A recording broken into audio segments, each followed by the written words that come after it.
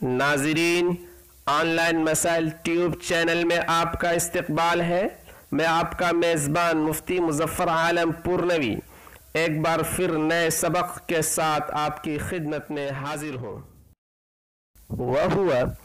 إن كان مرآة لتعرف الغير فقط فأداة، والحق أن الكلمات الوجودية منها، فإن كان مثلا معناه كون الشيء شيئا لم يذكر بعد،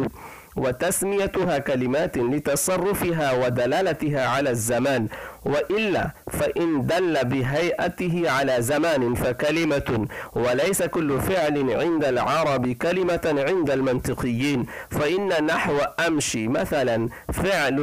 وليس بكلمة لاحتماله الصدق والكذب بخلاف يمشي، وإلا فهو اسم۔ عبارت کا ترجمہ، اور وہ یعنی وہ لفظ مفرد اگر صرف دوسرے لفظ کو سمجھنے کے لیے آئینہ اور ذریعہ ہو تو وہ ادات ہے، اور حق مذہب یہ ہے کہ کلمات وجودیہ یعنی افعال ناقصہ ادات میں سے ہیں، اس لیے کہ مثال کے طور پر کانا کے معنی ہیں ایک چیز کا ایسی دوسری چیز ہونا جس کا ابھی تذکرہ نہیں کیا گیا، اور کلمات وجودیہ کو کلمات کہنا ان کی گردان ہونے کی وجہ سے اور ان کے زمانے پر دلالت کرنے کی وجہ سے ہے، اور اگر وہ لفظ مفرد دلالت کرے اپنی ہیئت سے کسی زمانے پر تو وہ کلمہ ہے، اور اہل عربیت کے نزدیک جو بھی فعل ہے وہ منطقیوں کے نزدیک کلمہ نہیں ہے، اس لیے کہ مثال کے طور پر امشی جیسے صیغے اہل عربیت کے نزدیک فعل ہیں اور منطقیوں کے نزدیک کلمہ نہیں ہیں، کیونکہ وہ سچ اور جھوٹ کا احتمال رکھتے ہیں، پس وہ کلام اور مرکب ہوئے، برخلاف یمشی کے کہ وہ دونوں کے نزدیک فعل اور کلمہ ہے، ورنہ تو وہ اسم ہے۔ اس سے پہلے مصنف نے لفظ کی دو قسمیں بیان کی تھی، مفرد اور مرکب، اب یہاں سے مصنف لفظ مفرد کی تقسیم فرما رہے ہیں۔ اس سبق میں آپ کو تین باتیں بالترتیب سمجھنی ہے۔ سب سے پہلی بات، لفظ مفرد کی تین قسمیں ہیں، ادات، کلمہ اور اسم۔ ہر ایک کی باضابطہ تعریف کی جا رہی ہے۔ ادات کس کو کہا جاتا ہے؟ تو ادات وہ لفظ مفرد ہے جو غیر یعنی دوسرے لفظ کی حالت جاننے کے لیے آلہ یا ذریعہ بنے،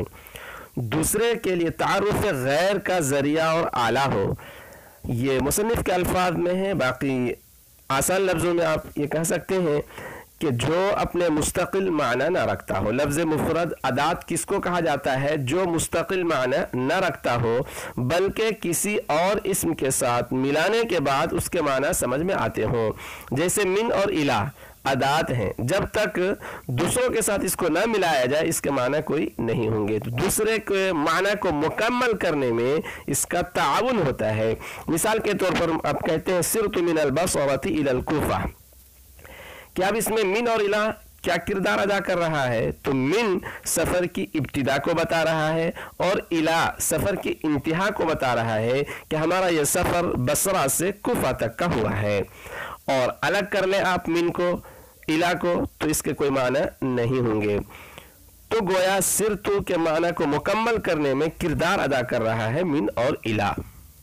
کلمہ کی تعریف، وَإِلَّا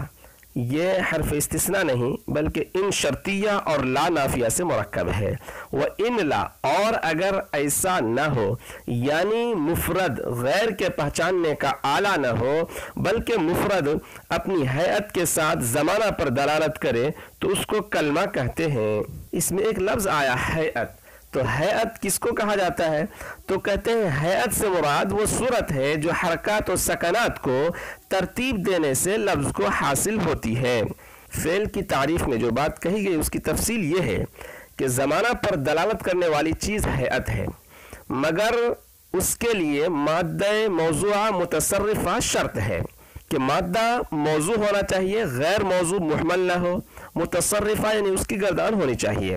مثال کے طور پر جسق ہے، یہ لفظ مہمل ہے، موضوع نہیں ہے، یا مادہ موضوع ہے لیکن متصرفہ نہیں ہے، جس کی گردان نہیں ہوتی، جیسے حجر ہے، تو ایسی صورت میں ہیئت زمانے پر دلالت نہیں کرے گی، لہذا یہ تمام صورتیں کلمہ کی تعریف سے خارج ہوں گی۔ تو کلمہ کا ما بہ الامتیاز وصف یہ ہے کہ زمانہ کو سمجھانے میں ہیئت کا دخل ہو اور ہیئت بدل جانے سے زمانہ بھی بدل جائے، اور اگر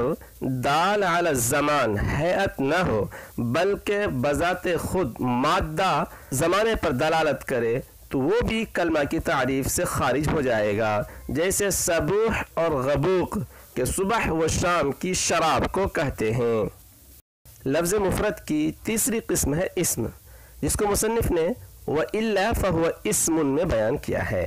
کہ اسم وہ لفظ مفرد ہے جو غیر کے پہچاننے کے لیے اعلیٰ نہ ہو، یعنی اس کے معنی مستقل ہو اور وہ اپنی ہیئت سے کسی زمانے پر دلالت نہ کرتا ہو، جیسے رجل، فرس وغیرہ۔ تیسری بات جو اس سبق کے اندر آپ کو سمجھنی ہے، جس کو مصنف نے وَالْحَقُّ أَنَّ الْكَلِمَاتِ الْوُجُودِيَّةَ سے بیان کیا ہے کہ افعال ناقصہ کے اندر جس کو کلمات وجودیہ کہا جاتا ہے، نحات اور مناطقہ کا اختلاف ہے کہ یہ کلمہ ہے یا ادات۔ مناطقہ نے ان کو ادات میں اور نحویین نے کلمہ میں شمار کیا ہے۔ علماء نحو نے اپنے اس دعوے پر 3 دلیلیں پیش فرمائی ہیں۔ نحویین کا کہنا ہے کہ ان کا نام کلمہ رکھا گیا اس وجہ سے ان کو کلمات وجودیہ کہا جاتا ہے، ان کو افعال ناقصہ کہا جاتا ہے، یہ ان کے کلمہ ہونے کی دلیل ہے۔ دوسری دلیل، جس طرح دوسرے افعال کی گردان ہوتی ہے ایسے ہی افعال ناقصہ کی بھی گردان ہوتی ہے، یہ بھی ان کے کلمہ ہونے کی دلیل ہے۔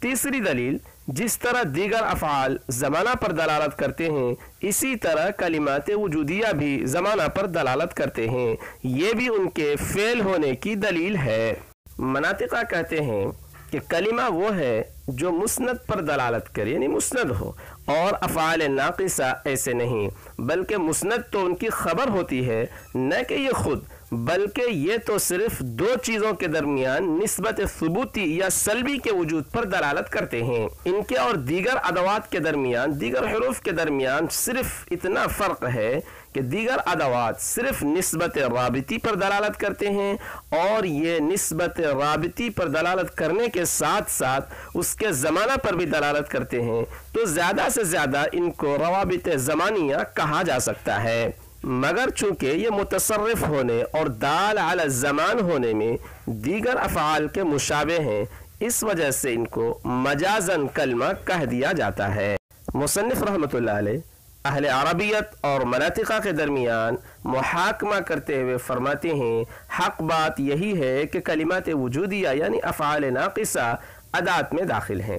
کیونکہ جس طرح ادات غیر مستقل ہوتے ہیں کلمات وجودیہ بھی غیر مستقل ہوتے ہیں۔ جیسے کانا کے معنی ہے کسی چیز کا کچھ ہونا، مگر کیا ہونا یہ بات سمجھ میں نہیں آتی، یہ بات اسی وقت سمجھ میں آئے گی جب اس کے ساتھ اسم و خبر کو ملائیں گے۔ الغرض کلمات وجودیہ اپنے معنی کے اعتبار سے غیر مستقل ہیں اور مناطقہ کی نظر معنی پر رہتی ہے، اس لیے وہ ان کو ادات میں داخل کرتے ہیں، اور نحویوں کی نظر الفاظ پر رہتی ہے، اور لفظوں کے اعتبار سے چونکہ افعال ناقصہ کی ماضی اور مضارع کی طرف گردان آتی ہے اور ان میں زمانہ بھی پایا جاتا ہے، اس لیے وہ ان کو افعال میں شمار کرتے ہیں، اور چونکہ ان کے معنی غیر مستقل ہیں اس لیے ان کو افعال ناقصہ کہتے ہیں۔ تیسری بات جو اس سبق کے اندر سمجھنی ہے، جس کو مصنف نے لیس کل فعل عند العرب کلمۃ عند المنطقیین سے بیان کیا ہے۔ اصل کے اعتبار سے مصنف اس عبارت کے ذریعے ایک غلط فہمی کا ازالہ فرما رہے ہیں کہ عام ذہن اس بات کی طرف جاتا ہے کہ عرب کے فعل اور مناطقہ کے کلمہ کے درمیان ترادف ہے، فعل اور کلمہ کے درمیان تساوی کی نسبت ہے کہ ہر فعل کلمہ ہو اور ہر کلمہ فعل ہو۔ تو مصنف اس غلط فہمی کا ازالہ فرماتے ہیں کہ ایسا نہیں ہے، بلکہ دونوں کے درمیان نسبت عام خاص مطلق کی ہے، کیونکہ نحویوں کے بعض افعال منطقیوں کے نزدیک کلمہ نہیں ہیں،